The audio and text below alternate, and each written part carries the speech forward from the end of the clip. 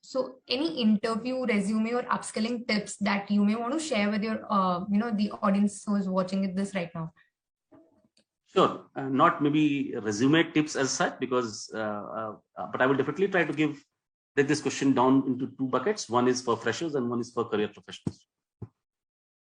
For freshers, I think before any interview, it's very important to research the company that you are interviewing for in depth.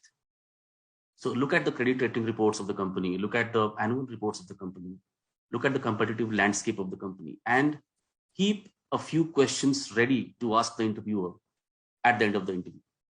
So let me give you a perspective here, right? I mean, if somebody is interviewing 10 candidates and assuming all the 10 candidates are of equal caliber, what will differentiate one over the other is the kind of questions that the candidate has asked at the end of the interview or even during the course of the interview. So I think everybody would like to have a candidate who has researched his or her company really well and is very keen to know more about the company backed by his research. That's very important as far as the freshers interviewing in the lending space or the BFSI space is concerned.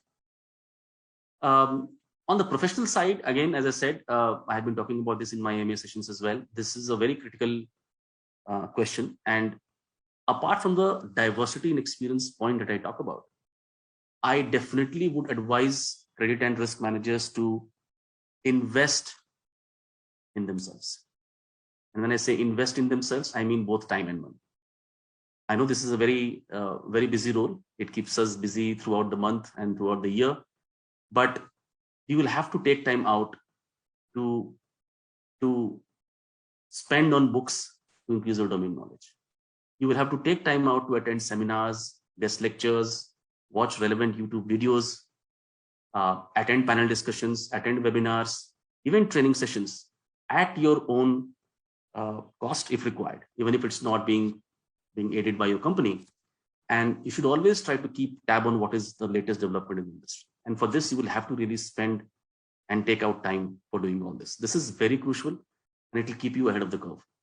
So that's one very crucial aspect I advise all the credit risk managers to do, is to invest in themselves. The second important point, which is very crucial in my view for this role, is the appreciation of the fact that credit and risk role is no longer a role where it's an isolated role where you're only doing number crunching. That was the case in the past. Credit risk is an evolving science, and the role expectations have changed drastically from monitoring, control, supervision to more of an enabler today. And hence, it is very important for a credit and risk manager to be an effective communicator and also realize the fact that the risk management role today is as much about being very thorough with domain specialties, but it's also as much as a people role today. A lot of times, risk, although it might be evident, has to be told and explained. And that requires a very high level of communication skills to communicate effectively with all the stakeholders to make them appreciative of the risk that you want to communicate. Even otherwise, right? Risk nowadays is a cross-functional collaboration role.